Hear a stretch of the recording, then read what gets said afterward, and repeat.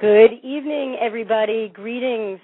You are now tuned into the Humanity Transcending Show on Toxic Reality Radio, and we call this Freedom Friday Nights.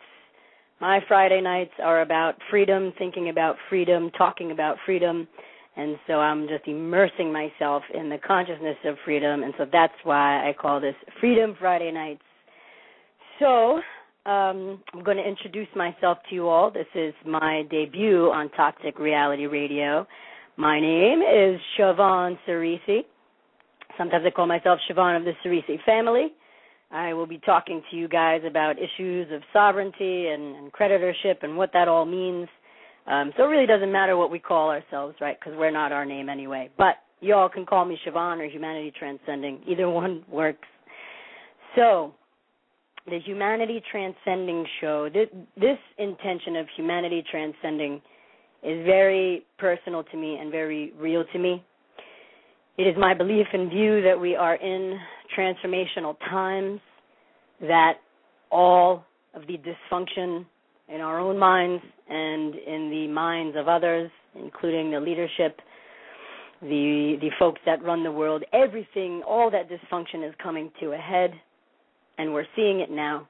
People like myself and some of the others here on Toxic Reality Radio and other people have been talking about this dysfunction for a long time. It's been a long time coming. It's been happening under the radar for decades, if not centuries, if not thousands of years. So I'm very happy to be in this space with other people who know about these things and talk about these things to raise our consciousness, raise our awareness. So hopefully we can make huge differences in the outcome of a lot of these situations. So I wear a lot of hats. One of the things I do is I write. I'm an author. I have a book called Operation Humanity Transcending Part 1. And that book is available on my website. You can visit me at humanitytranscending.com. And you can scope out some reviews about the book. And this is a wonderful book. It was a personal journey, coming to terms with all of the things that I was learning, from the leadership of our country, having, occultic relations to secret societies that they're not allowed to talk about, to the corporate takeover of the so-called government, many, many things that I was coming to learn. I pretty much had these little awakenings, I would say, back in 2008. It all started with food for me. I actually read a book called Natural Cures They Don't Want You to Know About. The author was Kevin Trudeau. A lot of people know that book. But that was my first insight into government corruption and how we're being poisoned regularly. And these agencies that are supposed to be regulating this are not. In fact, they're in bed with the very corporations that poison the planet and humanity. So this made me very upset. I was shocked to learn it. And once I became aware of that, I didn't stop. I pretty much just went on an organic diet for whatever that's worth and stopped filling my body with, the poisons. And I began researching further. And that's when I stepped into the rabbit hole and jumped in fully and fell through it. And I'm still falling through it. So that book is really a testament to that whole experience, and it touches on a lot of finer details of this bigger picture that we have here. So you can purchase the book. You can even read it for free. I'm of the belief that, all information is borrowed and comes around, and it's our job to share it with others. So if you can't buy the book, you can read it online off my website. It's in PDF format. Or you can buy it through Lulu or Amazon. I also did an audio version, which I narrated, which came out really, really great. I love it. So that's that piece of what I do. That book is a big piece of me, and it serves to help awaken others and explain in just regular language, almost like I'm having a conversation with you. It explains what's going on and why and how we got to this place. Another thing I can tell you about myself is I'm a member of Long Island Skywatch. out here on Long Island. I'm from New York. We educate regarding the geoengineering solar radiation management programs occurring in the skies above Long Island, and I know this is occurring all around the world. The name most people would be familiar with is chemtrails. And so this also is a very real situation. We've been sampling our water and snow and rain and things like this since last year, and we, of course, like other people who are testing, are finding the smoking gun materials that are in some of these patents, and that geoengineering footprint, as it's called, is aluminum, barium, and strontium. And so we've found this in our snow, in our rain, in our pond waters, aluminum and free-falling snow in places that there is no industry, nothing but homes and residences, people living their lives. So the fact that we're finding it too means that it's connecting not only in Long Island but all over the world. People are finding similar toxins in the very basic necessities that we need for life. The soil pHs are changing drastically around the planet, making it difficult for some areas to grow crops that they used to be able to grow abundantly.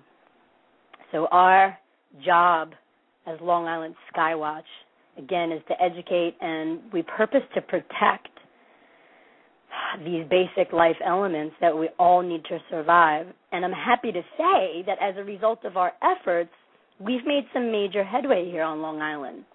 The level of awareness has skyrocketed. In December, we managed to hold the first ever public hearings on geoengineering with the Suffolk County Legislature. We started out by going to individual legislators, presenting the information about geoengineering, and one of them kind of ran with it and did what they could in that moment. I have to understand all of these legislators were completely not in the know about this. I know at the congressional level they are, because between 2009 and 2010 there were 3 congressional hearings on geoengineering, so they know about it. Even if they act like they don't, they know about it. And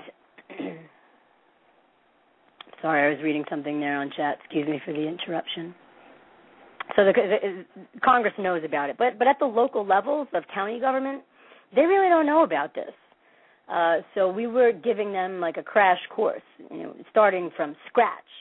And, of course, in the beginning, they thought it was kind of far out there.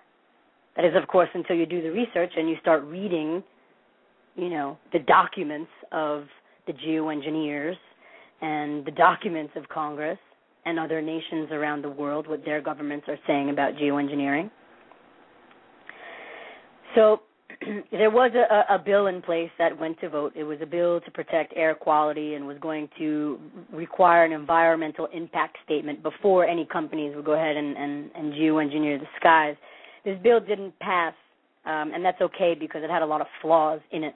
But it was the first one, and hopefully we can get another one on the table, basically just a resolution banning geoengineering over Suffolk County without them passing an environmental impact statement, which they'll never pass because it's so toxic and so dangerous.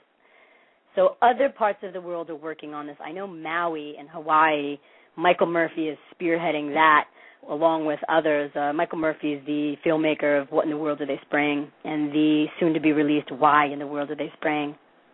And Maui is working to pass an ordinance, same thing, banning geoengineering over the county unless there is an environmental impact statement filed with the county health department or whoever would be assigned that job. And once that passes, like I said, which it won't. So if Maui has success with this, this would be really great because it will set a precedence for every other county to step up and do the same. So our bill didn't pass, but we did manage to have those public hearings, and I tell you that was a memorable and historic day for this county. The room that this hearing was held in was packed to the brim. People were standing. Every seat was full. People were standing in the back of the room. And there were about 20 testimonies given that day of just, our fellow men and women, our sisters and brothers. Some people came from out of state to testify. A grandmother from Connecticut came to testify on behalf of her grandchildren. My grandchildren are so young. They can't speak to you about this, but I can, so I'm here.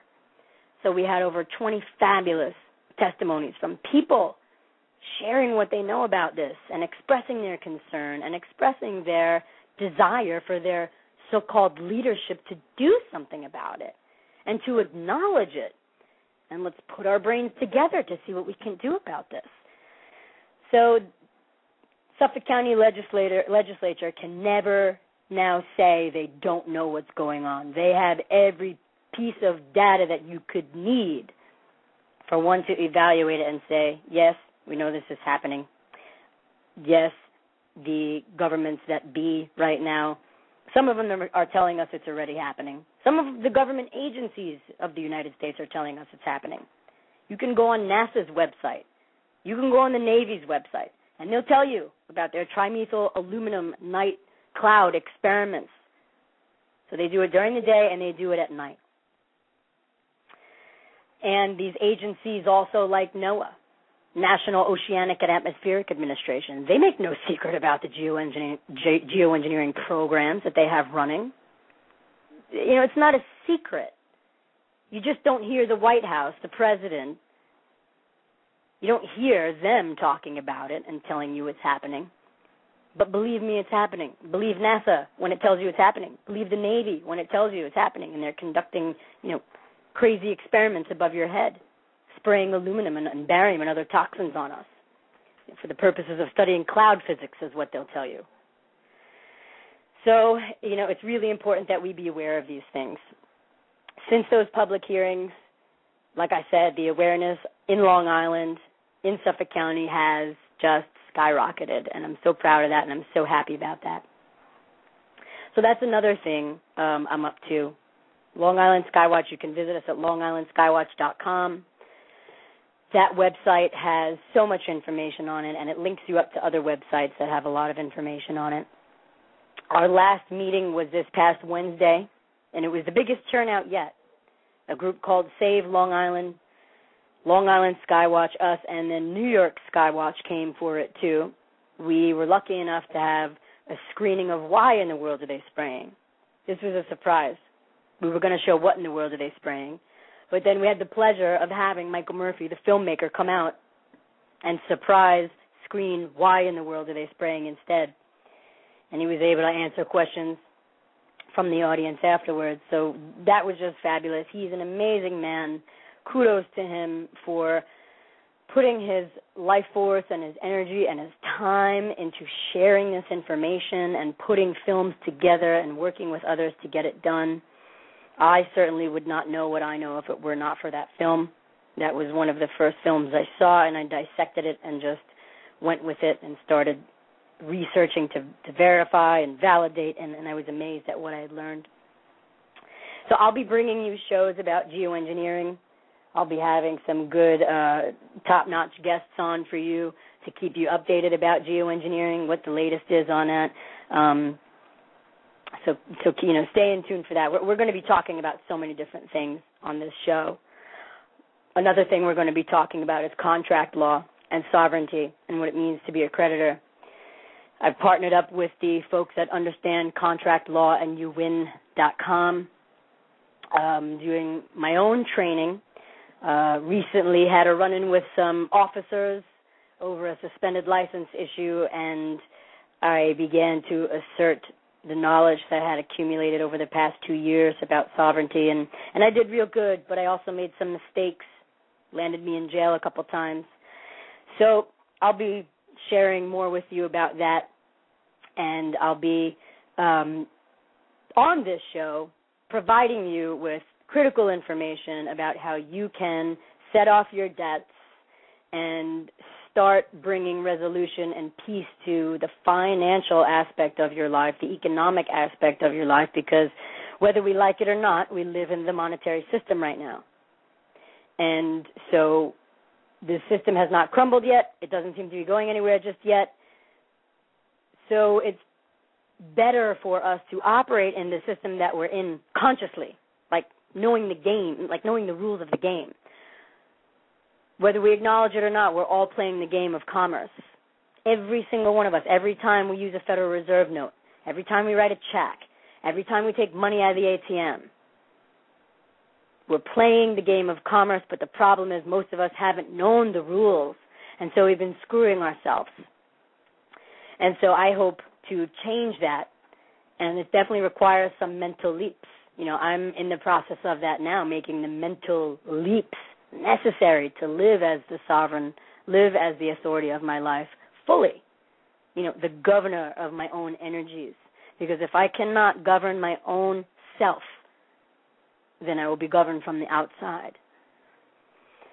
So that is something that we'll be exploring in depth, learning together, exploring together. I'll be having fabulous guests on the show regarding that too. Tonight, the second hour of the show, my guest is Benton Hall from Creditors in Commerce. And Creditors in Commerce, they are, the people behind it, beautiful people.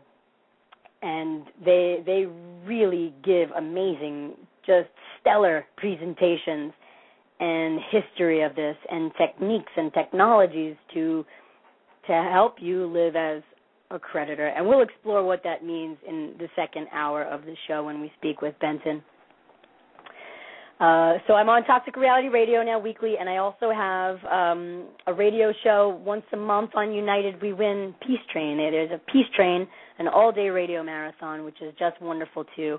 All the hosts on there are wonderful people, just doing the same thing we are here at Toxic Reality Radio, being a stand for freedom, being a stand for real knowledge, being a stand for clean air, clean food, clean water. All of these things, a stand for truth. So you can catch me on there the second Saturday of every month at 3 p.m. Eastern Time. So I think I'm going to delve into, briefly, just an overview of some topics that I'll be talking about, some topics that I know probably many of the listeners of Toxic Reality Radio know about this stuff, but I'll give you my take on it anyway. And before I go further, I just want to thank, again, the people at Toxic Reality Radio for inviting me onto this network of wonderful folks being a stand for everything that's important to us. So thank you guys so much for having me here, and I really look forward to developing a nice relationship and having fun together on the air.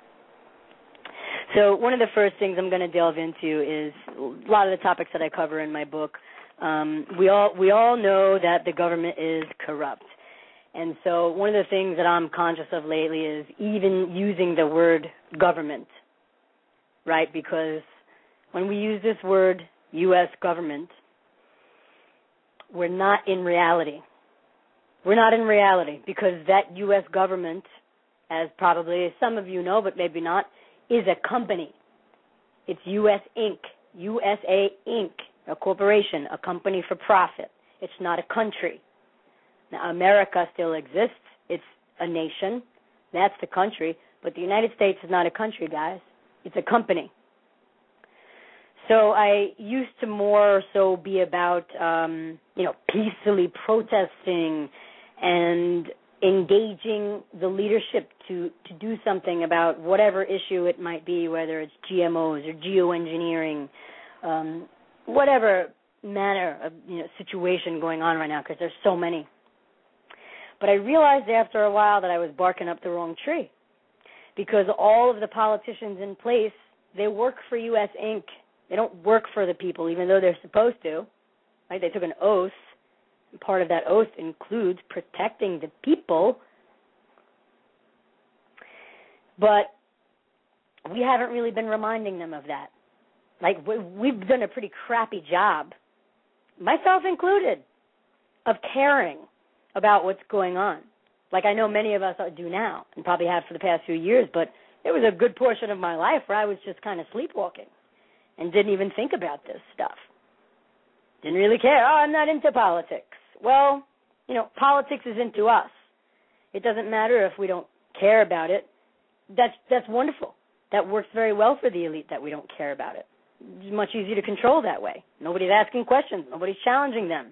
That's perfect. That's the perfect slave. But I woke up and decided not to be a slave anymore. And all of us can do this.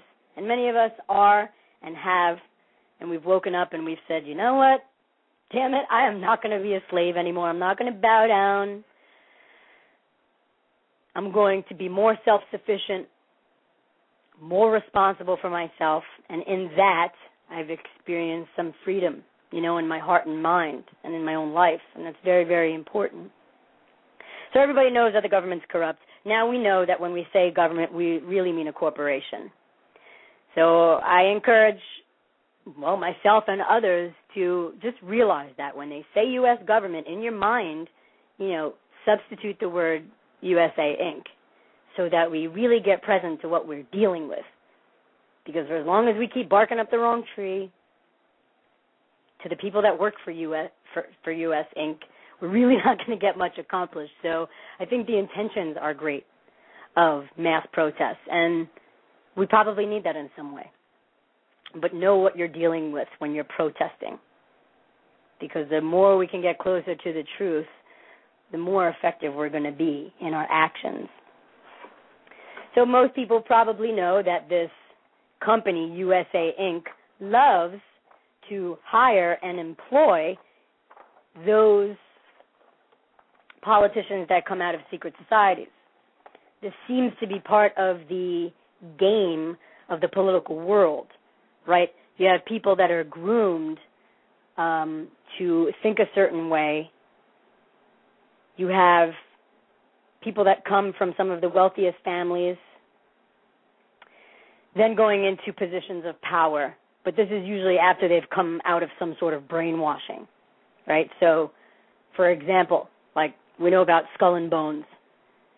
And, of course, you have the members of Skull and Bones who are politicians. They can't talk about it. So they're taking oaths to secret societies and then taking oaths as, let's say, the President of the United States or as a congressman or woman of the United States. But they have oaths above and beyond their oaths to protect us. They have a prior oath.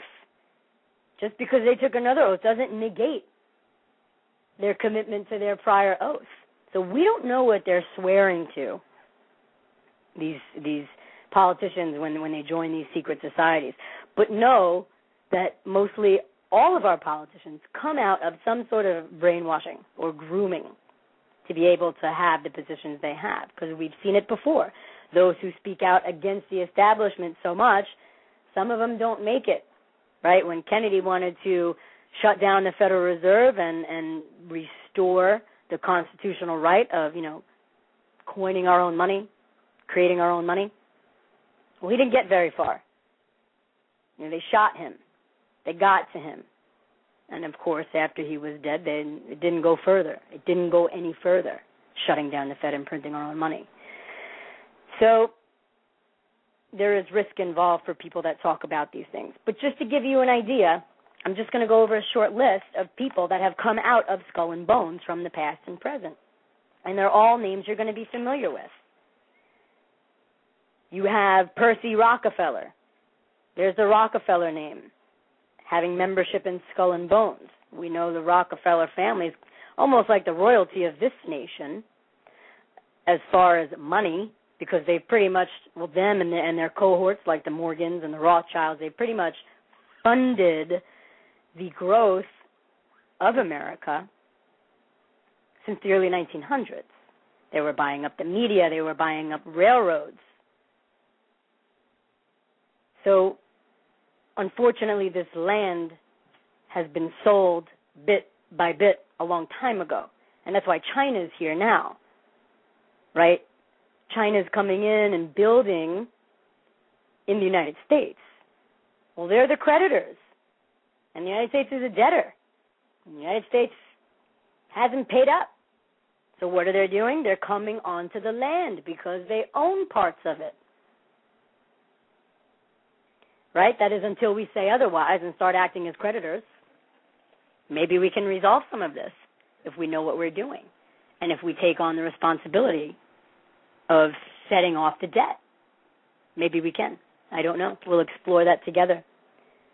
But so you have Percy Rockefeller, who was the director of Brown Brothers, Harriman, Standard Oil, and Remington Arms, Skull and Bones membership. You have George W. Bush, 43rd President of the U.S., Skull and Bones membership.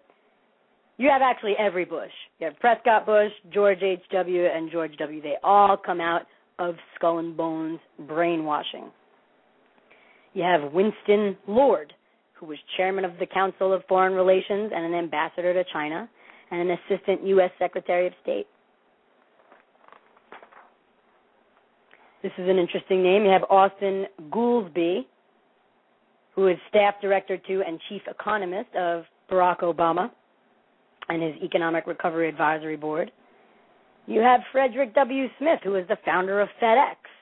So now we're moving into not only government positions that these people assume when they come out of this brainwashing, but you have the founders of major corporations too. They come out and, they found some huge multi-billion-dollar corporation. Not by chance, guys. This is not by chance. You have Potter Stewart, who came out of Skull and Bones, and this is a U.S. Supreme Court justice. Now we're talking the judicial branch, too. Is there any part of the so-called U.S. government that is not tainted by this elite mentality, by this brainwashing? There really isn't. You have George L. Harrison, banker and president of the Federal Reserve Bank of New York, and former chairman of the board of New York Life Insurance Company. So this is what we're dealing with. We're not dealing with a real government. We're dealing with this company for profit whose goal is to make money that doesn't even really exist, right? We know that the Federal Reserve is a scam. The fractional reserve system creates money out of absolutely nothing. And so we have a company operating for profit to get fictitious money that doesn't even exist. Really backwards stuff going on here, guys. Like everything I've brought up to believe in and think was true, is not. I've discovered it's not. It's totally upside down. Nothing is as it seems. So, again, I don't have all the answers. Maybe I don't have any answers, but I do have good observation of what's going on, good antennas, and a good dissecting mechanism to break this all down and put it in perspective. So that's just a little bit about secret societies, and they have major influence. They have some really major influence. You have the Bilderberg Group, who meets in secret once a year, and it's like a mini police state. They have their own police force circling the grounds of whatever venue the Bilderberg is using. There's been journalists arrested just for merely being there. Bilderberg doesn't release any information about their meetings, no press releases, no nothing. And you'd think that they would, being that you have 100 plus of the most powerful, influential, I don't want to say people because no one is more powerful than another. But these people have been granted great power, and they've been abusing it. But in a way, we've been allowing it, right? Like all these things that are happening, we're allowing it in some way. And so in our waking up, we're starting to say, no, we're not okay with this anymore. We do not want to allow this anymore. And that's really the first step is, deciding that this is not okay. It's not okay with us. And so that right there plants a seed that grows and grows and grows, and then you start taking more action that's in alignment with what it is you really want. And it's important for us to hold a vision of what we really want because we all have that power to hold vision and manifest our vision. And sometimes it takes a while to manifest, but the clearer we are, the faster that starts happening. Another thing I make mention of on my book and things we'll be talking about on the show is really again, this corporate takeover of the so-called government, which goes back a long time. Right? Like our media has been hijacked since the early 1900s. I mean, it was known in 1917 and 1915 that the J.P. Morgan interests, Rockefeller interests, and all their subsidiary organizations basically got together some men high up in the newspaper world and employed them to select the most influential newspapers in the U.S. at the time. They found out it was only necessary to purchase 25 of the greatest papers, and that's what they did. An agreement was reached. The policy of the papers was bought, and an editor was furnished for each paper to properly supervise and edit information regarding information that the elite don't want you to know about. And now there are statements on the Congressional Record. You can look this up. Congressional Record of February 9th, 1917, page 2947. Entered by Representative Oscar Callaway of Texas at the time. He was letting his comrades in Congress know about this. In 1917, our media's been usurped and controlled since the early 1900s. So everything that comes out of the media is filtered. We are only told what they want us to know. I stopped watching mainstream media a long time ago. I don't even have a television anymore. And I got to say, I feel better for not watching it. Anytime I do come across television, they're always telling you how sick you are and what illness you might have and what drugs you need to take, and they're telling you what's good looking and what's not good looking, and they're telling you how to dress and be and act, and they're filling your mind with violence and very low vibrational understandings and ideas. And so if you can help it, cut your TV time, and definitely the TV time of your children, because, oh my goodness, the brainwashing directed at children is just painful. Once you have the eyes to see it, it's painful. You start seeing this occult symbolism of the elite of these secret societies in children's cartoons, SpongeBob, Tom and Jerry. You start looking at this stuff now that you have the eyes to see it, and you see the symbolism in cartoons. Why would they be putting that there? You know, this is to indoctrinate our children at a subconscious level. These symbols mean something to the elite. These symbols mean something to the Vatican and the royalty of the planet and the elite secret societies. So, protecting ourselves from this filth that's coming our way is very important. If we are to think clearly and take effective action, we need to kind of clean house in consciousness. Stop taking in the things. Stop allowing into our consciousness that which is not to our benefit. You know, we have the choice. That's where our power comes in. We can purpose to have something enter our consciousness, and we can purpose to not. So just be careful with the information that's coming into your consciousness from the mainstream. Unfortunately, it doesn't really have your best interest at heart. And so a lot of these realities are painful to swallow.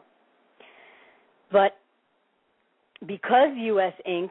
is a company, you know, it makes sense to me now that there's this progressive corporate takeover of the U.S. quote-unquote government. Why would it be any other way? It's just it's a company doing business with another company. You know, like U.S. Inc.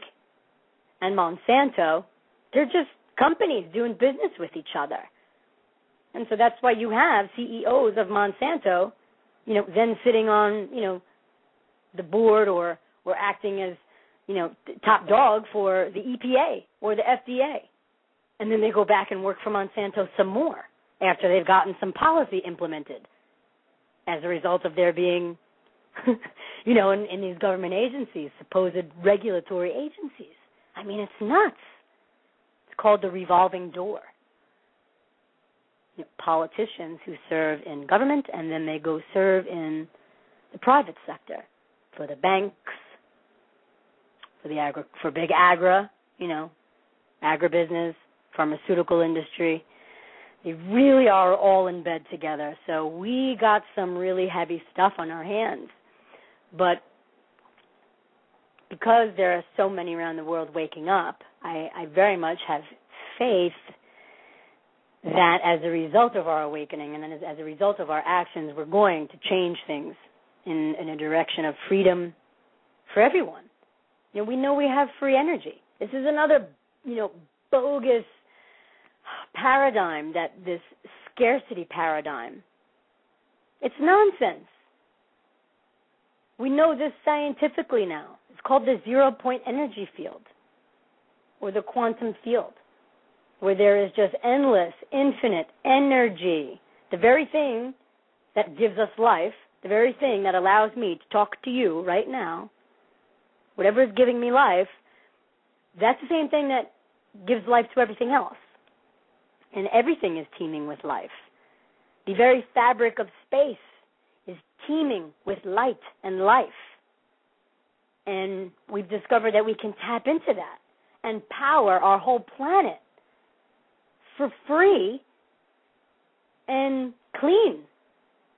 These free energy technologies are amazing because they don't damage anything. We don't have to harm or damage to gain. The competition paradigm, the scarcity paradigm, guys, we can break through this stuff. They're just concepts, but they're so deeply rooted in us that we don't even realize we're creating from that space. We're co-creating our lives from that space. And it is one of my goals to break free from that programming of scarcity. Break free from that programming of there's not enough. Break free from the programming that I'm separate, which creates competition. I mean, there's nothing to compete for. There's enough for all, as there should be, as nature designed it to be. Then we come along and muck it up. So we are very powerful, and that's what I'm going to be talking about also. I'm going to be sharing with you information about epigenetics and quantum physics and research from, the Heart Math Institute on the science of the heart. I mean, this stuff is just amazing. To wake up to how powerful we are and how it matters what we think and feel. Even though we can't see those aspects of ourselves, we know they're there, do we not? We say we have thoughts. Can we see them? I mean, can you hold your thought in your hand? No, but you say you have them. We say we have emotions. We have all sorts of names for them. But can you hold your emotion in your hand? No, it's not tangible. It's not like a physical, tangible thing you can hold, but we all know it's there because we all say we have it. We all have emotions. We all have thoughts. So if we can engage those pieces of ourselves that we can't necessarily hold or see tangibly, but we know they're there, start to engage those pieces of ourselves to bring ourselves back to wholeness. It's not just what we do physically. It really is also what we do at the emotional level and the mental levels that's going to help make a difference in the direction of our choice. So the corporate takeover of the government, not a surprise. Not a surprise, right? Companies doing business with other companies. And U.S. citizens, by the way, are also employees of United States, Inc. That's why barking up the wrong tree makes sense. When U.S. Inc. passes a statute or an act or a code or a regulation, those are only enforceable by our consent. But most of us don't know that. We think the law passes and you just got to abide by the law, right? Because it's the right thing to do. We don't question these laws, and most of them end up not really being to our benefit, especially lately. The NDAA, all these bills getting discussed about shutting down the internet in the events of emergency. control over the Internet, government control over the Internet. So U.S. Inc. has its employees, which are U.S. citizens. And as a U.S. citizen, we have no standing to oppose what U.S. Inc. is doing. You got that? That's why they're arresting people now, because we've already agreed by our silent, tacit acquiescence. We've already agreed to their jurisdiction. We've already agreed to their statutes, codes, and regulations, which are really bylaws of a corporation. We've already agreed to that stuff. And now here we are reneging on our contract? Well, you bet your ass you're going to pay in jail, or with money, or something, right? Like, I didn't realize that. You know, when I was speaking in the courtroom, like I said, I did good and I did bad, but that's okay because I learned. But until I recognize that, you know, this is all by my consent and I have a choice to be a U.S. citizen or not, then things started really clicking for me and I started seeing some progress. I don't want to be a U.S. citizen. I'm not a U.S. citizen. Not anymore. Because I don't agree with what this corporation is doing. I think that what they're doing is dangerous and a detriment to humanity. So I will not support this corporation in carrying out its objectives in the manner that they are. So we can free ourselves from this jurisdiction. And it's not all fun and games. It's not all cake and cookies. You know, you might have to really assert yourself, and you'll be tested. I was tested, and maybe that's not over. I don't know. But we have to know who we are. We have to have an interest in who and what we really, really are. So I don't want to spend too much time on that anymore because that's on the second half of the show. We'll get into that more. And then, of course, there's the global government situation, the United Nations. The global government's been in the making for a long time, too. Even the United States public education system was implemented, really, and this goes back, you can read the early writings from the people that developed the U.S. Department of Education. I mean, they talk about it being a mechanism for world government, a mechanism for bringing children into agreement, into, what's the word here that I'm looking for? In a way, it's a type of brainwashing so that your children are accepting of world government. Right, it's a training for them to agree and accept world government, a world authority. And this was the stated goals, again, back in the early 1900s when it started to first come into being. And it's very, very chilling to read what these people wrote about the U.S. education system. Very scary to know what our children are up against in these schools. I'll read you just a quote or two from my book. I'm going to read this from The Open Conspiracy. And this was, this book is called Blueprints for a World Revolution. Right, so in the early 1930s, the proposal of using our schools as conduits for New World Order propaganda began to surface and were heavily promoted in the early 1930s. H.G. Wells, a former Fabian socialist who authored several prominent literary works, which, by the way, are commonly required reading in schools across the U.S., published The Open Conspiracy, Blueprints for a World Revolution in 1928. In it, he says, the political world of the open conspiracy must weaken, efface, incorporate, and supersede existing governments. The open conspiracy is the natural inheritor of socialist and communist enthusiasms. It may be in control of Moscow before it is in control of New York. The character of the open conspiracy will now be plainly displayed. It will be a world religion. 4 years later, head of the Communist Party USA, William Z. Foster, publishes Toward Soviet America, in which he indicates that a national Department of Education would be one of the means used to develop a new socialist society in the U.S.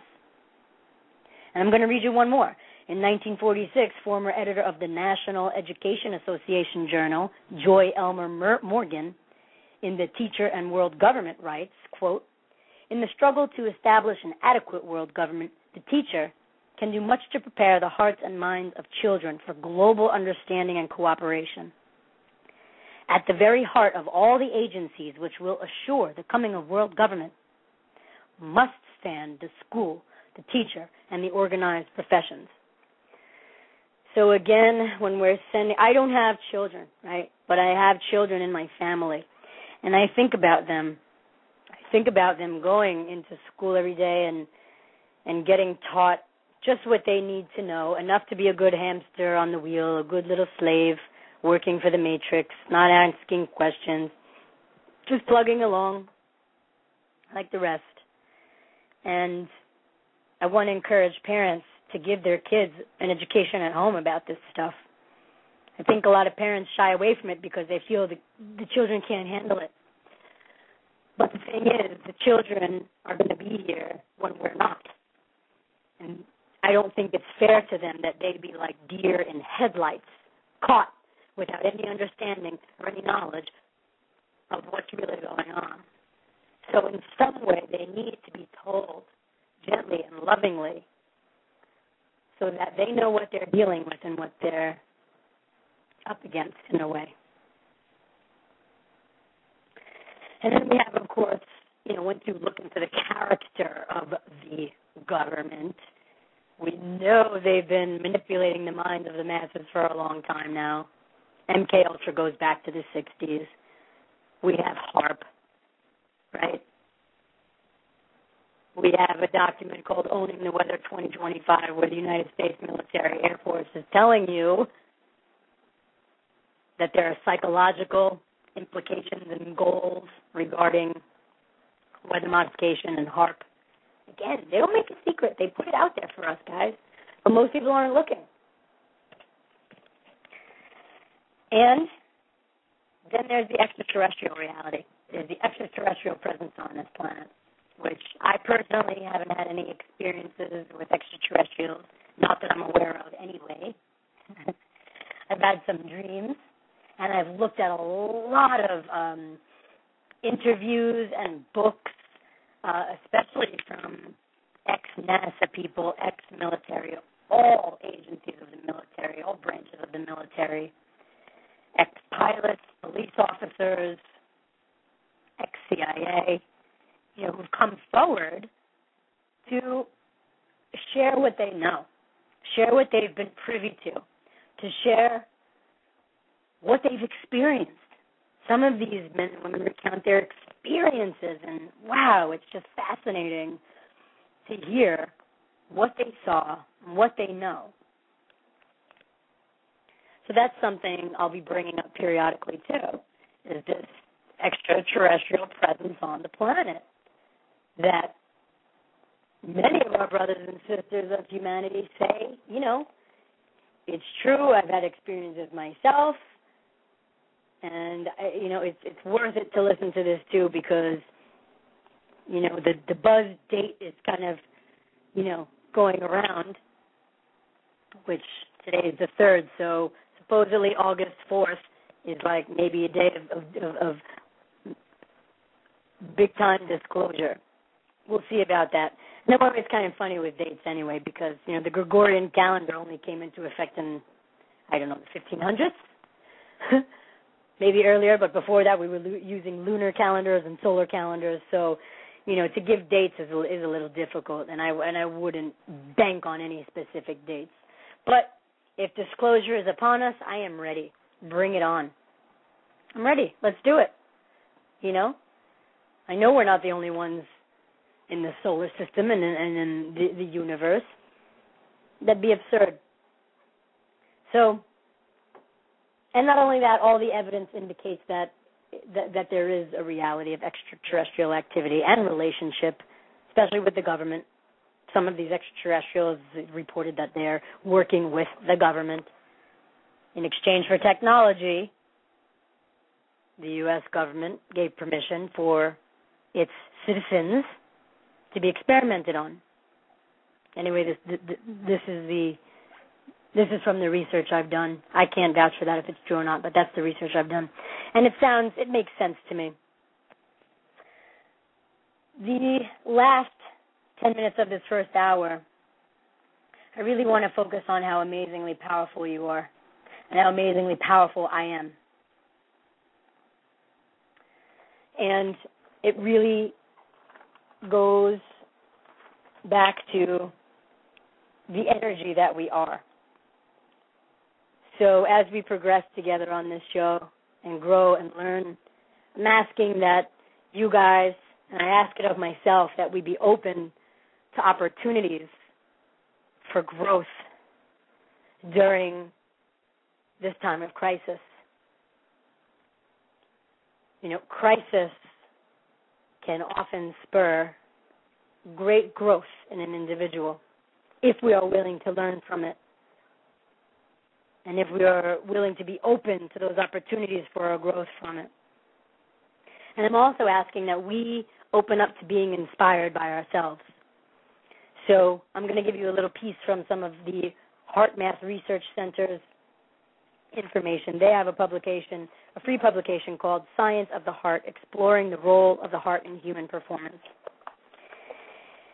And what they've come to discover is that the heart, your heart, is the most powerful generator of electromagnetic energy in the human body, producing the largest rhythmic electromagnetic field of any of the body's organs. The heart's electrical field is about 60 times greater in amplitude than the electrical activity generated by the brain.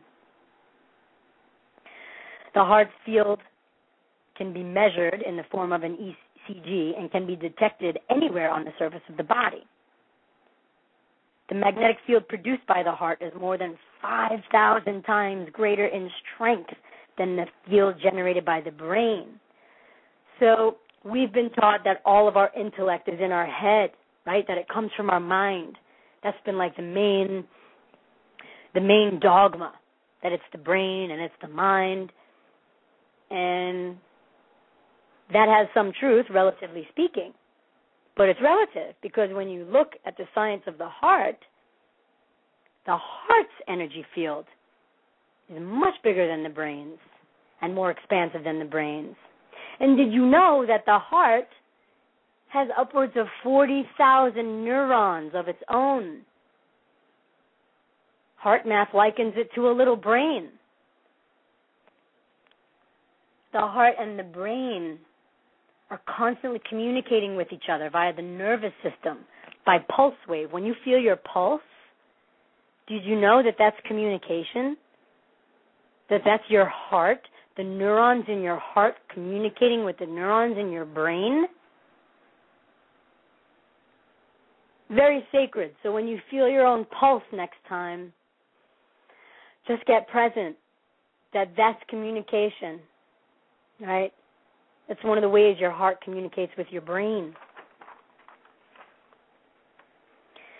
So the mind is equally important, because this is kind of where the thoughts originate, and the emotional center is more related to the heart, but nonetheless they work together. And if we are to evolve and grow and be effective in these times of crisis, then it is my belief that we must come into coherence with the heart and mind, that we must seek to learn from, study from, and share from our mind and heart combined. It's not all about the mind.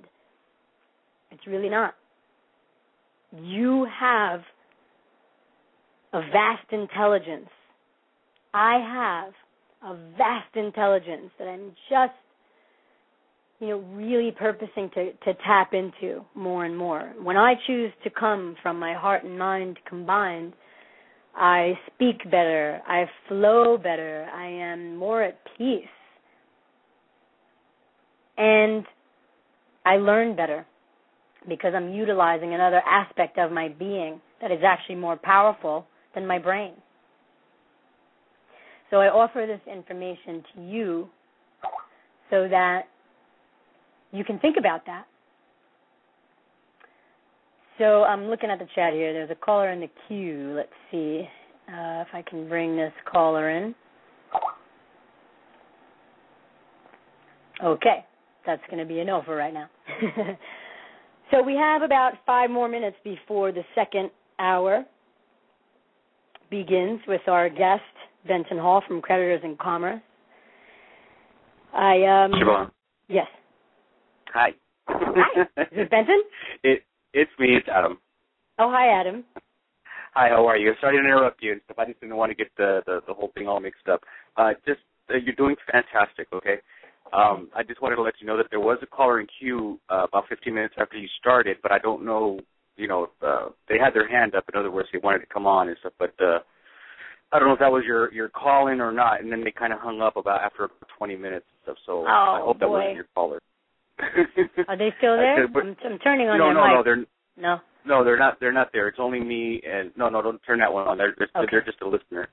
Okay. Whenever they have the little yellow thing on the left, that's when you know that they're calling in to talk to you. Okay. Good to know going forward, because I was kind of, concentrating, and I'm getting used to this back end of being on the air. So.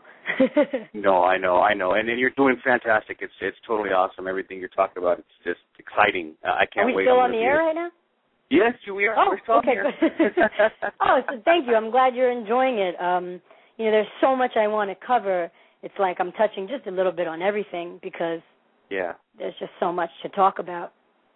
There is. Now, unfortunately, I don't know what the heck's going on with the Blog Talk Radio, but Blog Talk Radio is having some major issues right now. So there's been people that have been trying to listen and stuff and can't listen on the website. They go to the link on Blog Talk and they can't listen. So I've been telling people to actually call in, and so that's why you have 1 or 2 callers popping in and out all the time. So it just happens.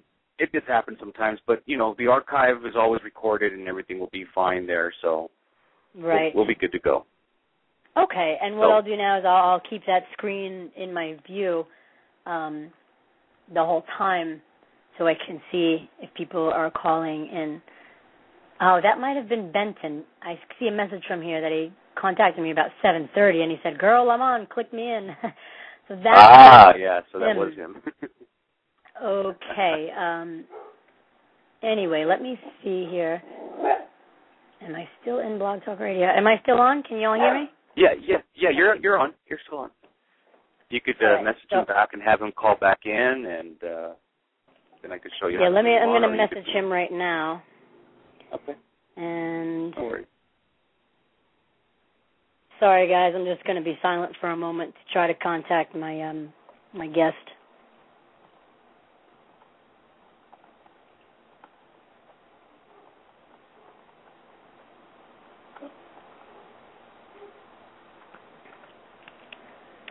Yeah, so that must have been him. All right, I'm messaging him now. I hope he gets it. I hope he knows to call in 2 minutes. We had arranged for it to start at 8 p.m. Eastern time. Oh, okay. So he knew to call in at 8 o'clock or right around 8 o'clock. So he was about 45 minutes early. Yeah. He was a little early. So I'm hoping that he can get. Was he on the East Coast or is he Central? I believe he's West Coast. So maybe he got the time confused. Maybe. I know that tends to happen sometimes, but I thought I was pretty clear on this. Let's see. Hang with me, everybody. I know. I just wanted to, just chime in. I apologize and stuff. I just needed to let you know that person was there and let you know that you're doing great and let you know that the system's having issues. Okay. All right. Well, that's cool. All righty. So I'm going to mute myself. I'm going to mute myself back down unless you want me to hang in here with you. It's up to you. Well, I'll just go on for a little bit, and I'm going to keep my screen open to see if, hopefully, when he calls in, that I'll be able to get his mic going. And it definitely takes some time getting used to. Let me tell you. Yeah. Okay. Good. I have somebody messaging me now that the website doesn't work. I'm saying I know technical difficulties tonight. Yeah, it's Is that normally really acting weird. All right. Well, we'll wait for Benton to call in again. Hopefully he calls very, very soon. Okay, well, go ahead. Yeah. Keep doing your thing. I'll mute myself out. Okay, great. So I think I left off at the power of the heart and how important this is for us to be aware of our own energies and be able to govern our own energies. Again, I started the show saying that if I can't govern my own energy, somebody else is going to step up and do that for me. So I must be able to be the controller of my responses and my reactions and my thoughts. You know, thoughts are kind of like passing things. I get this great visual of the concept from a friend of mine. She said, thoughts are like stray cats. You got to pick and choose which ones you're going to feed, right? Keep those ones around. But the ones you don't want to be feeding, you don't feed them.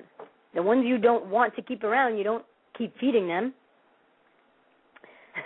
So just be conscious of that you know, the thoughts are changeable, malleable things. We know because of the ways of mind control, even with HARP.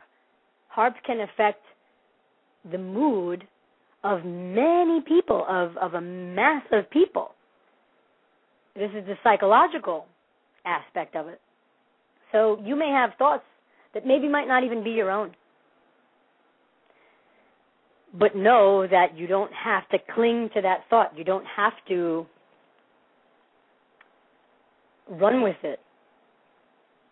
You can tell yourself, well, you know, is this beneficial to me to think this way? And if it's not, then surrender it. Give it up. And I know that sounds like easier said than done, and sometimes it is easier said than done, but the more we purpose to do that, you know, the more deliberate we become in directing our energies, in directing our thought. So my guest still hasn't called in yet.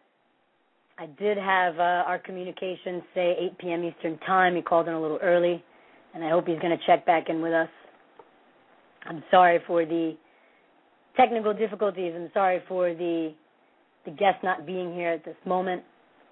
Again, this is my debut show, my first time with Toxic Reality Radio, and we always hope everything goes super smooth, and sometimes it doesn't. And that's okay. Got to roll with the punches. It is what it is. We just keep doing what we're doing anyway. And that applies for all of life. You know, there's always some sort of outside things that, if we allow them to, will stop us. But we don't have to be stopped. You know, we can move forward anyway in spite of what things look like around us. So I'm going to give you some more interesting pieces from this document from HeartMath.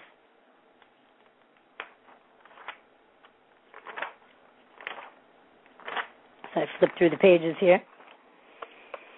Now, this is interesting. This was one of their key findings. They found out that when people touch or are in the proximity of each other's energy fields, one person's heartbeat signal is registered in the other person's brain waves. This is how much we're interacting at the level of energy, which the level of energy precedes the level of physicality. So we want to know how we work on the level of energy, because then we know what's happening. So we know that when we're in the presence of another, or when we touch another, that the heartbeat signals are being registered in the brain waves that we have. Isn't that really fascinating? I mean, we're not just communicating through our words, but we're communicating through our mind and our heart at the levels of energy. Now, this is another interesting key finding. It says when two people are at a conversational distance, the electromagnetic signal generated by one person's heart can influence the other person's brain rhythms. It's kind of like what we just said before, but now it's not only that it gets registered in the brain, but it can actually influence the other person's brain rhythms. So we want to be conscious. Again, this is why it's important to be conscious of the information we're taking in. When we watch TV, we have information coming into our consciousness, affecting our brain rhythms, affecting our perception. And this document is very accessible. You can go on their website, Heart Math Research Institute, just Google that, and you'll find that you can read this document, you can download it and print it out, and many, many other things. They have wonderful techniques for folks to be able to come more into coherence, a state of clarity, a state of balance between the mind and the heart. So if we really want to be successful in creating change in the world, it's very primary to know how we work and how we operate as human beings, right? Like, what good is it if we don't even understand our own selves and we're going out there trying to create change? We might be causing more havoc, maybe just because we don't know any better. But important to know ourselves. The more and more we can know ourselves, the better of an impact we'll be having.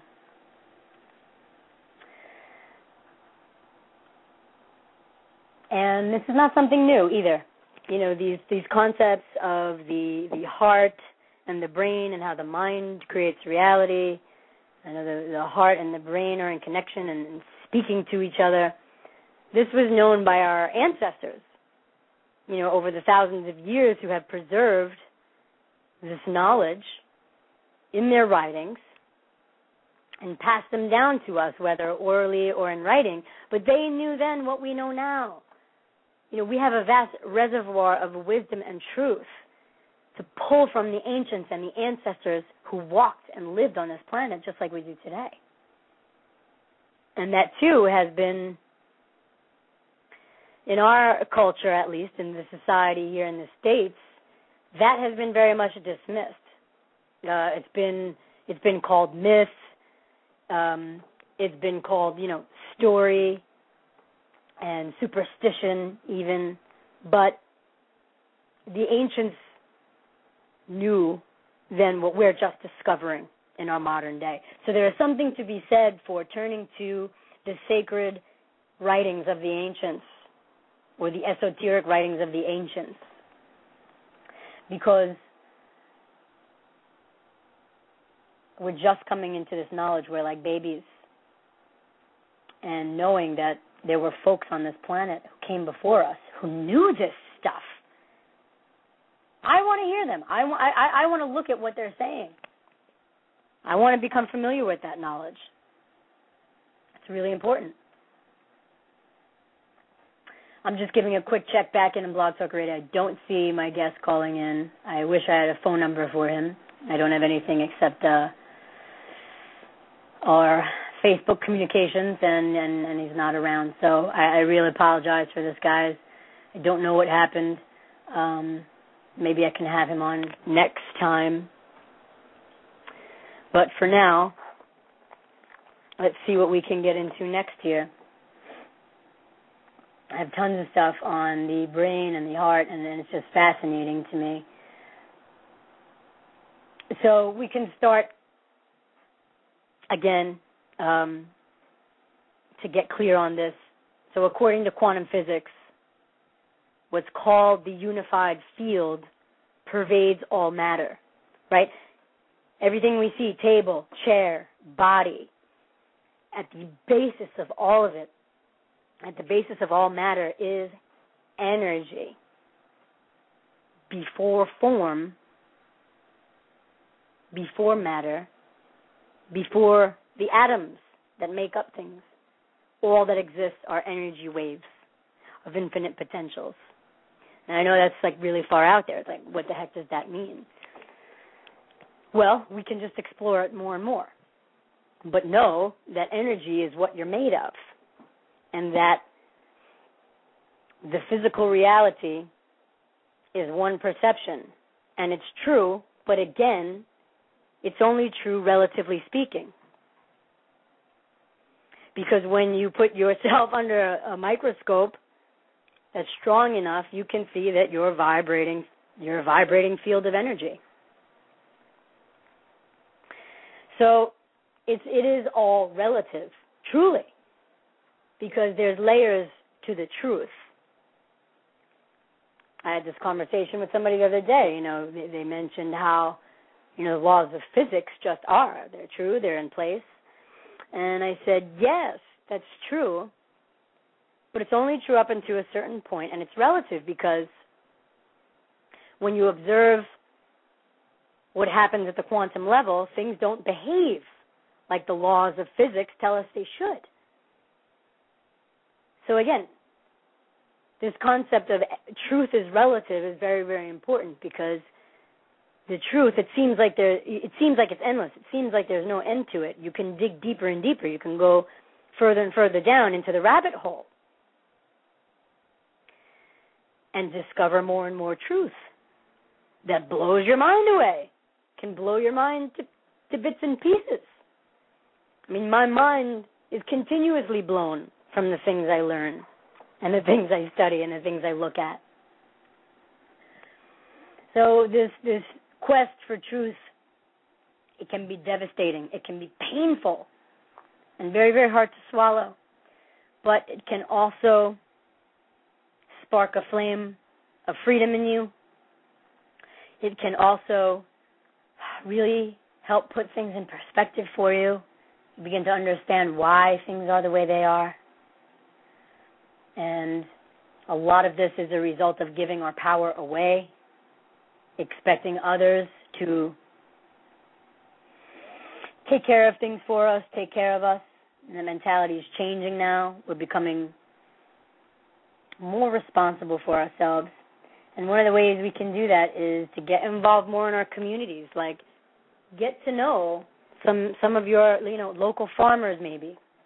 We're all so used to just going into the supermarket and buying food, and that's a beautiful thing. I'm not saying there's anything wrong with that. But the truth is, again, these are all businesses, and there's different agendas involved. So the supermarket as we know it is not always going to be that way. It's not always going to be. Life changes. Life moves. Nothing is permanent, not on this plane. And we already know that we're in a dire situation regarding our food supply. We know everything's tainted with GMOs. About 60 to 70% of the food on supermarket shelves has GMO corn, GMO soy, some kind of genetically modified organism in it. And, of course, in the U.S., there's no labeling, so people don't even really know what they're getting. Some people don't care, but a lot are caring and do want to know. And, again, it is a good thing, right? We've had success in certain areas, and there are other nations that have had success in creating GMO-free zones. I believe in Poland. I know for a fact in India, in Italy. They're like, hell no, we're not accepting these GMOs in our crops. But why aren't we doing that here in the United States? Other nations are having success. Why aren't we? We must be looking at ourselves. We must be growing ourselves as we try to change what the government is doing. To constantly work on the outside, trying to fix the outside without first looking at ourselves and our perceptions and how we respond to all of this, it's a waste of time. It really is. You're going to be creating the same thing over and over again.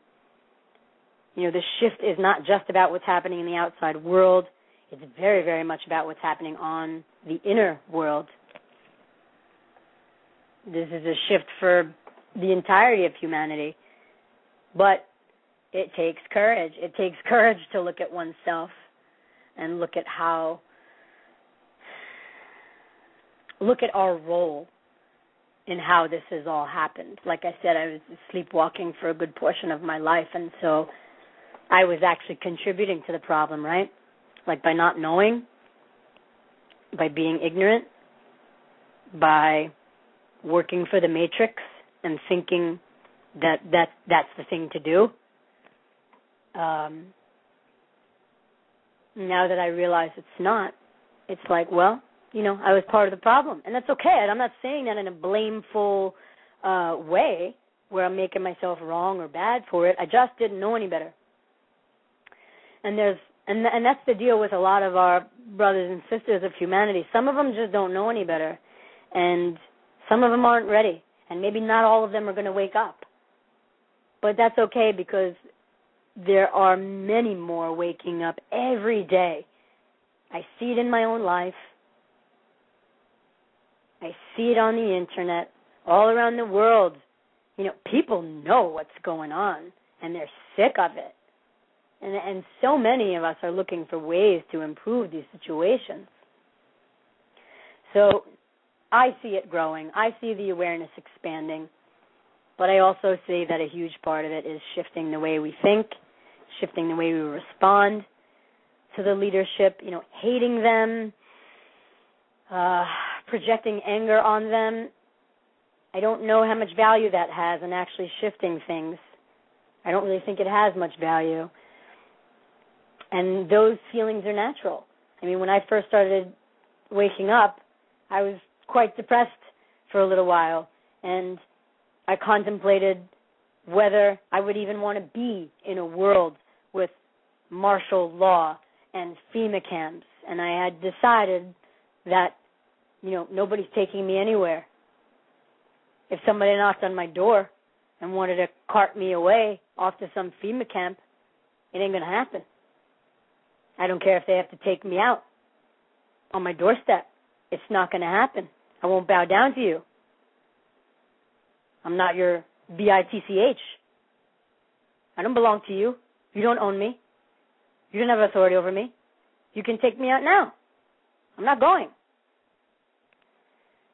So this is obviously a very personal decision, but I really truly did contemplate the world that I was waking up to and whether I wanted to be in it or not. And I had my time of being angry and upset, and I still have moments of great sadness. But I know better than to stay in that space of consciousness, right? Because where I dwell in consciousness is where I truly dwell. That's my come from. That's where I'm creating from. So I need to be conscious of my consciousness. Now I have somebody on the caller line. Hi, who's this? Hello, caller, are you there? I am. Hi, who's this? This is Benton Hall. Benton Hall. Glad you could finally make it. It is my pleasure to be on here tonight. How are you doing, Siobhan? I'm doing good. I've been talking about many different things tonight. You're talking about martial law and the government having authority over people, and now that you've woken up, you're aware of your surroundings and that it's all voluntary, would you say? Yeah, it is. I'm just going to finish what I was saying before I introduce you to our listeners tonight. Go ahead and finish up. I'm at the post office, so do your thing, all right? Okay. But what I wanted to just finish up, guys, with was that I may still have those moments of sadness, but like I said, I know better than to dwell in that space of sadness or anger, because then that's where I'm creating from. And so I'm opting to be responsible for my energy and responsible for my thinking. So as the governor of my energies, I know that I must shift where I'm coming from and where I'm creating from, lest I create something from anger and upset and sadness, right? Because that's what I'll get back. I'm not only a believer, but I'm a knower of that what I put out into the world comes back to me. I've experienced this in my life all the time. I see the manifestations of my thought regularly. So it's the same principles that apply to this situation that seems so huge and so big, applying those same principles to this to really create the most effective change and shift that we can. So without further ado, everybody, I want to introduce you to my very special guest, Benton Hall from Creditors and Commerce. We had a little glitch with the timing, but we're together now, and I'm very happy to have him on. So welcome, Benton. Thank you for calling in. Oh, my pleasure. Now, would you agree with me that we have a perfect government, Siobhan? Well, when I look at it in the context of the government being a company, it is perfect for what it is. It has its goals. It has its project. Well, I think the definition of perfect is whole or complete. Now, don't they have the republic side for the people who want to be in the republic and the democracy for those who want to run around in there too? They have it for both sides. The question is what side do you want to be on? Do you want to be under the democracy rule or do you want to be under the Republican rule? But you will be governed. Either you will govern yourself or govern for you. It's one or the other. You can't just run around in commerce creating conflict. So you all will govern yourselves or you will be governed. It's one or the other. Well, I think this government's perfect. They give us everything we want. But some people are arguing, they got martial law and this and that over you. Well, if they enforce martial law, then you might as well all give up now anyway, right? So why don't you seek out an alternative way, like working with your brother, trying to resolve the issue immediately rather than to argue facts and dispute things. I'm here for one purpose, and that's the resolution of all things before me. Siobhan, you were asking me what I think the definition of a creditor is and a debtor might be. Right. Well, a creditor is one to whom an obligation is owed, and a debtor is one who owes an obligation. Now, in the sense that of the spiritual way, I would say that a creditor is one who seeks out to resolve everything before him or her. And the debtor is one who just wishes to feed off the public and wishes to feed off all those around them, like a rapacious molech, one who eats its own. Like a parasite. Right, exactly. So we're doing some cool things. Siobhan, I know you were doing your court case thing, and we were going to go in and start asking for the charging instrument, and we've delved into some new ideas on that if you guys want to get into that. But what questions do you have for me tonight? Well, I just have some kind of basic questions, and then I'd love us to free flow a little bit. But okay. Well, thank you for defining, technically creditor and debtor. Tell me, in your view, how is it relevant to people? I don't think most people even know that they've been playing the role of debtor. And I don't know that most people know that they can switch their role and be the creditor of their life and the creditor in the situation. So how do those roles apply to people? Like, how are people debtors? You all have more personalities than Sybil could ever dream of. I've got Benton Hall license. I've got Benton Hall credit card. I've got Benton Hall notary. I've got Benton Hall that has maybe a utility bill in his house. I've got Benton Hall that has phone bills in his name maybe. The question is do I want to assume his identity in a matter?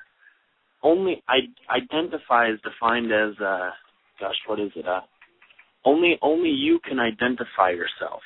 Mm-hmm. When somebody says identify yourself, well, what are you going to identify as? Now you can either say, well, I'm Benton Hall. I'm Benton Hall the notary. I'm Benton Hall the credit card. Or I'm the paramount security interest holder for Benton Hall, and what is it I can help you with exactly? The question is what identity do you want to assume? Now, it's kind of like if somebody came up to you and said, are you Walmart? Well, I'm the authorized representative for Walmart. What can I do for you? Well, I just need to know if you're Walmart or not. And I'd like for you to show cause how I could be a dead corporate entity and what is it I can exactly help you with regarding Walmart. I'm here to help you. Mm-hmm. So for those who might not be familiar, there's a distinction then from your name, let's say. And really, at the core of it, we're all nameless, right? When we came onto the planet before somebody called us a name, whether our parents or a guardian or whoever, we didn't have a name. We didn't have a name, so it's impossible for us to be a name. Like, I can't be a set of words and sounds. I was biologically asked one time, I can't be, you know? Oh, it was funny. I was asked one time when I had one of my police encounters with a helicopter and a few cop cars, and I delved into that story on one of our Monday nights. They asked me, where do you live? And I turned to them and I said, don't I live in the confines of my own skin? And the police officer kind of freaked out a little bit. He goes, no, that's impossible. You can't live in your skin. That doesn't make any sense. And he goes on this 30-second tangent. After about 30 seconds of him kind of talking to himself and freaking out, he goes, that makes sense. Wow. It was very interesting. So he got it. Name is just a person or thing by which it is known. They asked me my name, and I said, there was one time when we had a stolen car at our house, and cop goes, what's your name? And I go, well, you can refer to me as Benton. He says, that's probably not even your real name. And I say, and? And like he goes, real name, like what's real name? What's a fake name, real name? None of it's real. It's just when the judge sometimes asks you, what's your true name? Well, how the frick should I know? What name do you want me to give? Hey, you know what? You can refer to submit for my consideration. You may refer to me as Mr. Hall or Benton, and I'm here to do this, this, and this, whatever you're there for. All right. So there's that clear distinction, folks, for the listeners, that you're not your name. I know we've been trained to believe we are from little, like when we were in the classroom. They would call the name that's associated with you. And you'd probably, raise your hand and say, here, and, identifying yourself as the name. We've been trained this way. So sometimes it's a little bit of a leap to come to terms with that. Well, hey, I'm not a name. And it can be freaky because then it's like, well, what am I? which is part of the journey, the exploration of the self and discovering, well, what am I without the name that I thought I was? So that's where Benton's coming from, guys, is that the debtor is the name, and that's not you. So you're only the debtor when you agree to be, right? I'm the debtor when I agree to be, and I might not even know I'm agreeing to be. And that's been the state for a lot of people. Like, I didn't know prior to 2 years ago that I had all sorts of contracts that I've agreed to, and that when I would argue performing on the contract, well, then I'd have to pay up, or like this last time, they threw me in jail a couple of times because I was reneging on my contracts that I didn't know I had. Then that goes into what's money in our contracts dynamic. Well, yes, they are. If they want to get paid, well, why don't you bust out your ink pen and pay them, girl? If they accept it, then it's discharged, and under UCC code 3-603. If they don't accept it, it's a denial of tender of payment, so it's paid anyway. It's a very interesting one when you're dealing with some of these simple tickets, traffic tickets and things, but you all have to be aware. You're under contract, like Siobhan was saying. You have previous contracts set into play, like your license. You could pay it off with private offset or your signature, but what's going to happen to your driver's license, your permission to drive a car or a state vehicle, can create a little bit of flack for you. Right. Well, can you take us a little bit in this area of, sorry, get my phone call to shut that off, of the spiritual implications of this. So we've defined debtor, creditor, very briefly went over sort of what that means at the technical. What do you think it means at the level of our spirituality? I know I've watched some of Brandon Adams' videos and listened to your father a bunch of times, and I get it. It's like the creditor brings resolution, seeks peace with their fellow brother and sister of humanity, because we truly are connected and we're all one. So when we bring argument to another, we're bringing argument to ourselves. We're creating controversy within our own self and what appears to be the other. So, in your view, what does it mean to be a creditor spiritually, and what does it mean to be a debtor spiritually? Well, a debtor spiritually isn't seeking out resolution for anything. They're only there to create a conflict or create harm with their brother. They're not resolving any of their situations they may have, like credit card debts or mortgage debts. Now, a creditor, if they've got a mortgage debt on their name, it doesn't mean that they're a debtor. They've merely got the obligation to pay it, but the bank has the obligation to keep their credit line going. So it's kind of an interesting one. Is there really the difference? That's all interpretation. How you interpret what a creditor is and what a debtor is, because I can see them being one and the same. There's obligations on both sides to each other in every contractual relationship, in every situation you have. So would the difference then be just very basic, that one seeks to bring peace, settlement, resolution, and the other seeks to argue, create conflict, and basically drag out resolution, like not find resolution? You could say that, yeah. And, somebody asks, who are you?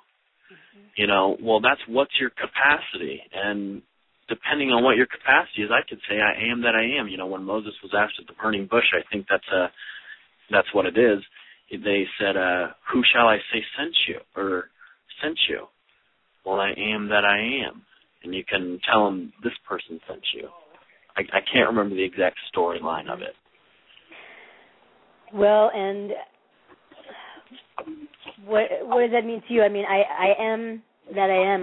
To me, it seems pretty basic and core and original because, again, without labels, without words, we wouldn't be able to identify ourselves with anything. If I make a statement, can I, let me ask you, Siobhan, can you prove you didn't kill President Lincoln? Can I prove that I didn't? Yeah, I just want you to prove it. Can you do it? I wasn't alive at the time. Are you sure? I don't think I was. I conditionally accept your offer on proof of claim. I don't have a birth certificate right here in front of me showing that Siobhan was born in 1816, and I conditionally accept on proof of claim with modern medicine. Oh, I'll write it on a piece of paper, and that'll be your birth certificate. It's issued by me. And on proof of claim that modern medicine doesn't make her look young, Judge. Now what are you going to say? Okay, it's a tough one. You can't prove anything. Okay. Proof is only, evidence that's unrefuted. So unless somebody refutes it, it's not proof. Yeah. It's, okay. It can get a little interesting. So you don't make statements of any kind. I can't, if I say I'm Benton Hall, then I have to prove it. And I can't prove I'm a name. I can show a picture ID, and I can get the other party to agree that I'm that name. But if they're not going to agree to it, how the hell am I supposed to prove it? So you can't prove you didn't kill President Lincoln. You can't prove you are Siobhan. Mm-hmm. So what are you supposed to do?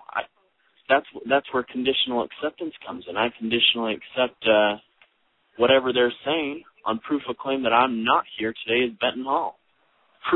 They may say you're not Benton Hall. Prove it. Prove I'm not. Now I'm going to put the burden of proof on my other party. And they're going to have a whole hell of a problem with that. So that's where conditional acceptance comes in. Well, I've just started applying that. I did a little bit in my affidavits. I had a few conditional acceptances there in negative averment form, but I just sent out my first letter ever of notice of conditional acceptance. And, it felt good writing it. It felt good to be addressing the situation instead of running from it. Like in the past, I would just really ignore stuff. Like I didn't want to deal with it. Something would come, a ticket, and I'd be like, screw this. I was in the mentality like, well, it's BS anyway, and, arguing, that mentality of arguing. And now it feels different to be approaching the situation from not arguing, but conditionally accepting their offers, to forfeit $12,000 in bail upon proof of claim of, like 8 things that I have them in default over already. So, well, hold on. If they were trying to bond you out, or if you needed to get bonded out, this has gotten a couple of our people. Judge, is my word not my bond? Have I not shown up to every court hearing that's been required for the defendant? And I'm giving you my word that I'll be showing up for every future hearing regarding this matter until said matter is resolved. My word is my bond, and if I say I'm going to be here, I'll be here. But go on, Siobhan. Okay. No, yeah, I was just saying that it feels good to be coming from a different space and not running, not hiding from the issues with the court, and tickets and things like that, but to just really turn around and face it and deal with it in a way trying to seek resolution. So I just want what you guys teach. I know you know this already, but it's really been amazing. Like for myself, and I've grown just from watching and learning from a lot of the material you guys put out and trying things, So that was so that's really pretty much where I wanted to go with that.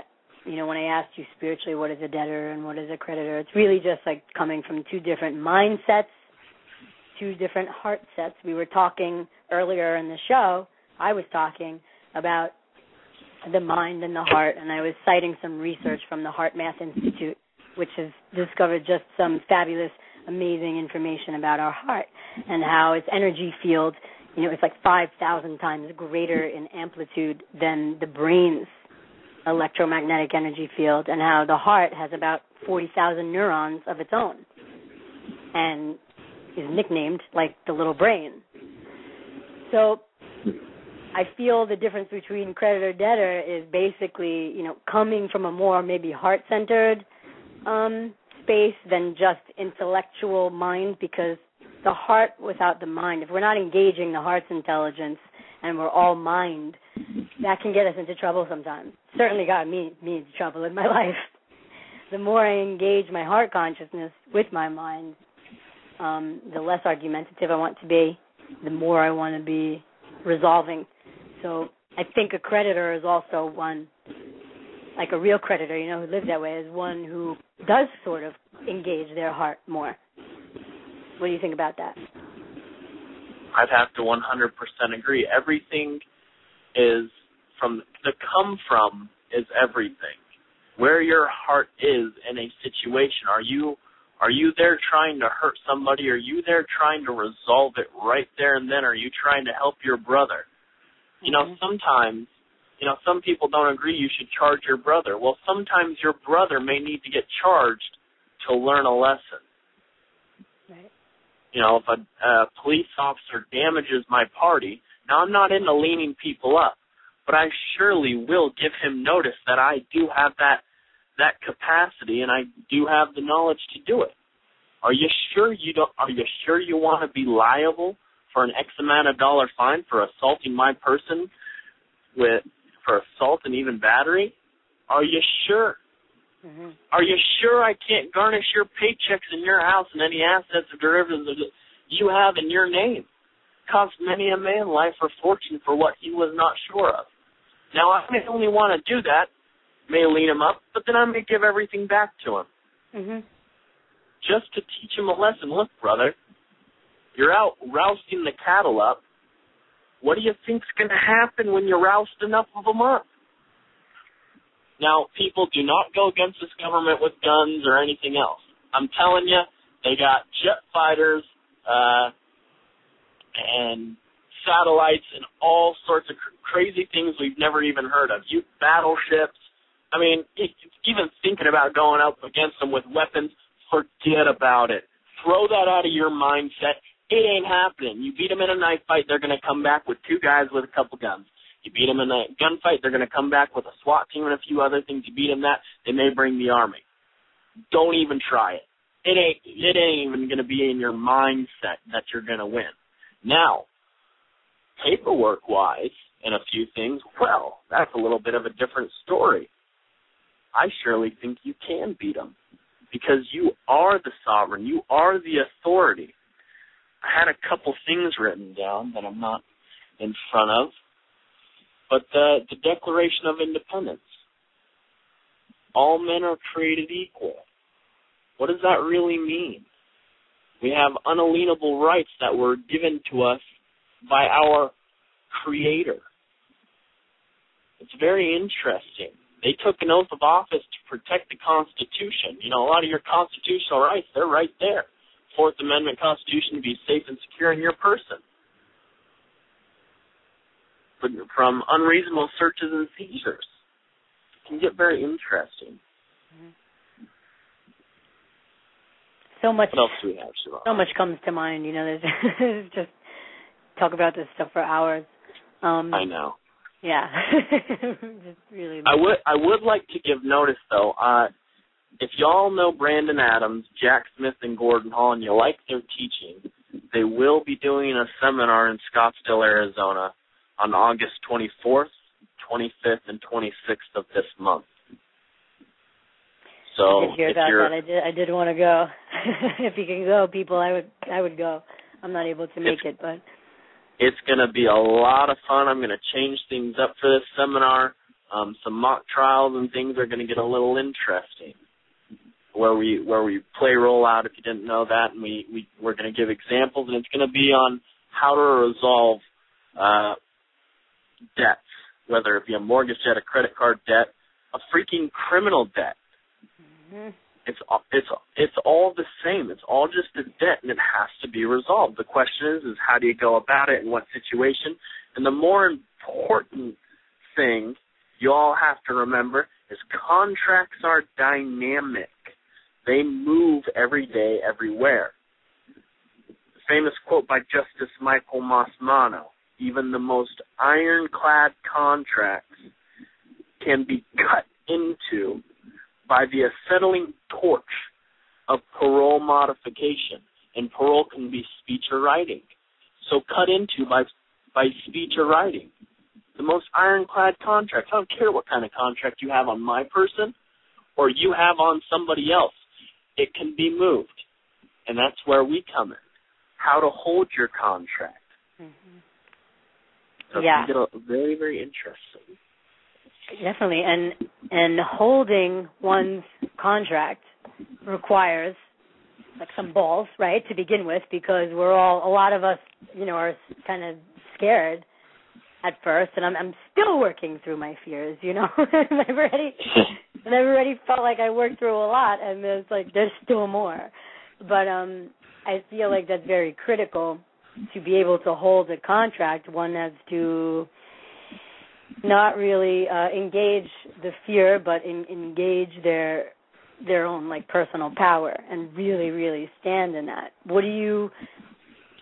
Well, just from your own experience, I know I gave you this question earlier when we were talking on Facebook, but I'm curious to know what your like mental barriers have been, if there have been any. What was the biggest leap for you in your journey of understanding these things and exercising your authority over your life in a situation with police or in a situation with a judge or a court or some debt collector? What's the biggest mental leap you found required to make this transition? Come from. It's the number one thing. Is the number one thing when you're dealing with officers, judges, or anyone else, because they do have power and they can create a lot of flack and problems for you. Doesn't mean you can't defeat them, but that's not what you're there to do, is create problems. So I'm telling you, it's the come from, and people practice continually. Say whatever you're preparing for, or even it's not a certain situation. You have to repeat over and over and over ahead. Write it down on a letter. Because when you're in that situation, it's like, if any of you have ever been skydiving, I went this last weekend, and it was a very interesting experience. Kind of a near-death one, but that's okay. Oh, my God. You are at hyper-speed mode. The most simplest task becomes difficult. I'm looking at my altimeter and trying to do things, and I'm flipping around in the air, and my most simplest task, my basics, went right out the window when I got in that situation because I didn't practice enough. Now, in some other situations, like I had a meeting with an FBI agent and a detective a couple weeks ago, and I go into on Gordon Hall's Monday night. If you all don't know how to get to that, I'll give my phone number and email out, and you can get to that after this call. Okay. I delved into how I had that meeting, and it was regarding some paperwork I may or may have not notarized, and whether I knew this guy. And they also asked me if I'm a sovereign citizen. They had a few questions for me, but in the beginning, I tell it, as that started out, my mind went blank. Now, I do this all day long, people. I practice every day. I'm helping people practice. I'm putting things together, and I'm writing them down over and over and over again. My mind went blank, and I said, oh, shit, to myself. Like, literally. Yeah. But as soon as they opened their mouths, my body just reacted. My subconscious took over and just started throwing things back. Wow. I was quite amazed at it. I wasn't thinking about it at the time, but as I went back and reviewed what happened, it was quite amazing of what was coming out, because I had a nice answer for it. They kept, at one point they like I said, they asked me if I was a sovereign citizen. And I said, well, do you know what that is? And she goes, mm-hmm. And I go, I conditionally accept your offer on proof claim I wasn't merely a third-party witness in that matter, and da-da-da-da-da. Now, I asked her. She knew what it was. So obviously she knew it was an oxymoron, I would suppose. Then she goes, she kind of giggles and laughs and says, okay, are you a sovereign citizen? And I go, isn't that an oxymoron? Sovereign being the authority. Isn't the sovereign the authority? And isn't a citizen under one's authority? Mm-hmm. And where's the paperwork you keep talking about? And what's the problem with it? Where is it? What's the defect in it? So I go into that on the Monday night. You all might enjoy that one. It was a very, very interesting one I had with them. And they were very professional, and I appreciate them coming out and giving Benton Hall a nice little test to see whether he would break weak or not. Right, because you got to keep sharp. So may get tested every now and then. Practice, people. Practice in the mirror. Practice with your friends. Teaching people is going to be your greatest asset, because as you teach people, they're going to ask you questions like, well, what is A for V, and why does your signature work like that? And then you're going to go back to yourself and say, wow, that's an interesting question. Why does it work? Well, first of all, I stuck a contract with it, and under HCR 192, my signature is set off, and that goes into it a little bit, where they took away all legal titles and a few history things. But again, what's money? It's just an exchanging instrument. Mm-hmm. So if I exchange my signature for a line of credit, where did they give me anything of substance in the first place? Right. So I can discharge the debt. It's kind of interesting. Your loan is approved for your home. Did they give you a home, or did they give you a line of credit for your home? So how are they? And it is my understanding that the signature is what creates the credit. So they're not lending you anything to begin with because they don't have it to begin with, because your credit creates it, and they don't lend from their reserves. They fractionalize the money. But you created an obligation to start paying in Fed notes. Right. And that's where you have to reverse the obligation by way of a private administrative process. And that's what we're going to delve into in the August 24th, 25th, and 26th seminar. How to resolve that by way of a private administrative record, and more importantly, how to enforce that. Mm-hmm. Sounds very exciting. And it is exciting to know that we are the creditors of the money. We create it with our signature. We're the source of the production. We're the life energy, that creates things. So it's exciting to know that we can assume that sort of birthright and be that, instead of always feeling under this mountain of debt that one can never get out of. That's not true, because there is no money. So we can just, like you say, set off and settle the debt. And I just wanted to point something interesting out that you said when you were sharing your experience with us. And you said when the mind went blank for that moment or a few seconds, something took over, like subconscious, your body, you just knew what to do. And I just want to say that is a result of, I believe that that's a result of the practice you're talking about, because as we take on a new way of being and thinking, like I was talking about earlier in the first hour, this ties into epigenetics, that we have control above the genes. Like, that's another false paradigm, is that we're victims of our genetics. That's not true. We now know, right, because the truth is relative. It's getting deeper every time you look further in. But we know that our thoughts, our emotions, nutrition, stress, all of these factors constantly program our DNA. We're constantly modifying, reprogramming the information written in our DNA, in our genetic code. So, I would make that connection that you have practiced so much so, you have lived it so much so, you be it, you are it, you purpose to be it, that in the moment you needed to be it, really well, your body, you knew what to do. Something kicked in, and that's because you're rewriting your genetics every time you solidify these paradigms. So it goes that deep, guys. It sinks into our energy. It sinks into our cells, and so the come from is really important. If we're telling ourselves disempowering stories about ourselves and about others, well, that sinks into our DNA too, and that's the story we're telling ourselves, and that's the instructions we're giving the body, and then that's, the results we're going to see. So the come from is very important. I agree with you on that. Anything you could say about that? And do you feel like it's just such a part of you now because you purpose to be it and live it? Yeah, I mean, it's something I'm genuinely passionate about people. I love this government, and I love this game they have placed before us. This is the greatest game in the world, on the planet, in the universe.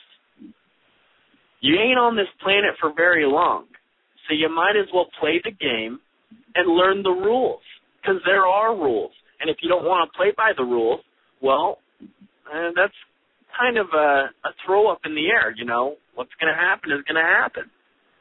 If you don't want to play by their rules and you don't want to abide by any rules, well, then you got to get tested game. But it's the come from and practice and everything. And people, a lot of people say I've been programmed, I can't get it. I'm just not getting it. Well, that's interpretation. How much time have you really, really spent towards it, and do you really want to learn it, or are you just kind of sloughing it off? Brandon would be a great person to study under for people who are just delving into this. He is very into the spiritual end of this.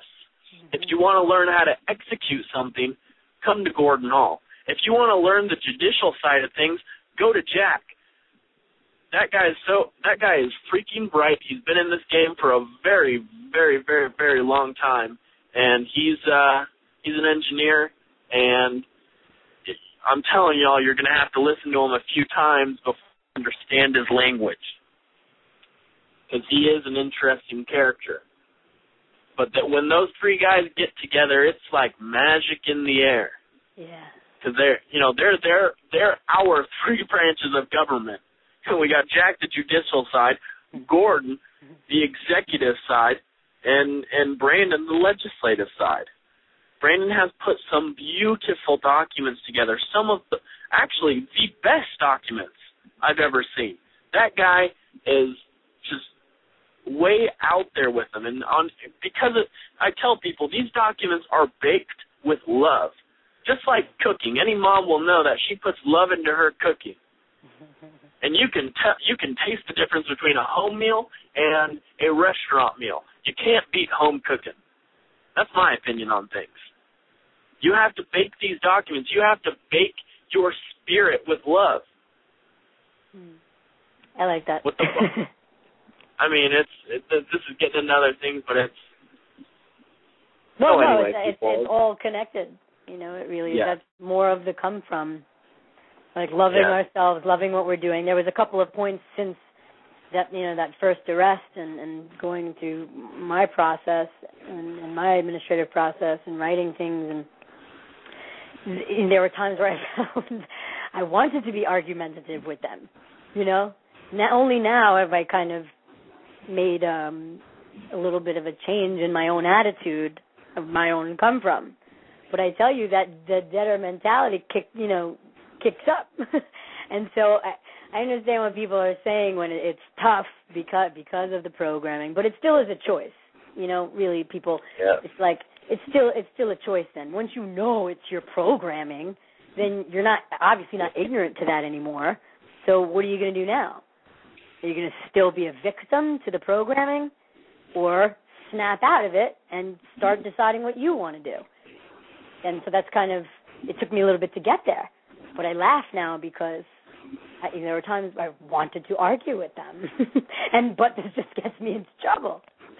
So it really doesn't pay. It's really great to see the success that people are having. It's very inspirational because it's very real. It's just, I feel it's part of our evolution as a species. People are waking up, not only to the things happening in the world, but waking up to really themselves and what's going on with them. And I think this whole game of commerce has huge spiritual implications because everything's like a mirror of us, right? I know Brandon says this, that if there's dysfunction on the outside, that's a result of the dysfunction on the inside. So looking at our dysfunction, not looking to be, bad, you're bad because you're a dysfunction. It's not about judging ourselves, just get it that, we have dysfunctions and let's move beyond them and let's break up those, paradigms that don't serve us anymore. So I have 3 minutes left of the show. I would like you, Benton, to share with people where they can learn about some of what you've been talking about, some of the seminars or audios or videos of Brandon and Jack Smith and Gordon Hall. Where can people find that stuff? Well, to make it simpler, why don't you all get in contact with me? You can call me at phone number 480-319-1552 or contact me at email, Benton, B-E-N-T-O-N, private, P-R-I-V-A-T-E, @gmail.com. And we'll give you all, I'll try, I'm fairly good at returning phone calls and returning emails. Questions, I'm open to them as well. And you can go on to TalkShoe.com and you can listen to Gordon Hall's previous Monday nights. And you go to TalkShoe.com, you type in 91191 or Gordon Hall lowercase, and you hit Contracts in Motion, and then you have all of our previous Monday nights. Go into those, and 2 weeks ago is when I delved into when I had my FBI meeting. Again, you can contact me at phone number 480-319-1552 or email Benton, private, @gmail.com. If you want to sign up for the seminar, you want to get some info, if you need a few examples of documents, how to put something together, we give it all out for free. So don't be afraid to ask. Sometimes I can be remiss, so if you don't hear from me, give me a call, shoot me another email. Okay. I do run and guns, so well, thank you for making yourself so available. That's really great. This is a journey where support is definitely needed. It really helps to have people to talk to or bounce something off of or ask a question or I certainly felt lucky when I found people that ended up assisting me, and still do, just through their own experiences. So it's wonderful to have that. Thank you for making yourself accessible like that. And thank you for being with me tonight on the show. I would love to do it again where we have a full, hour and a half, because we got screwed up with the time and we actually got cut short. We only had maybe 40 minutes together. So Would you like to do this again sometime? Of course I would, Siobhan. It would be my pleasure. I love giving the people some good examples of how perfect this government really is, because they'll give you everything you want. Trust me, people. I've seen it. Well, we need you because we need more inspiration like that, because things seem scary sometimes. But there are other views, other ways we can look at this. So I got a couple seconds left. Thank you, everybody, for joining me. I love you guys. You're amazing and powerful, and I can't wait to be with you again next time. Good night.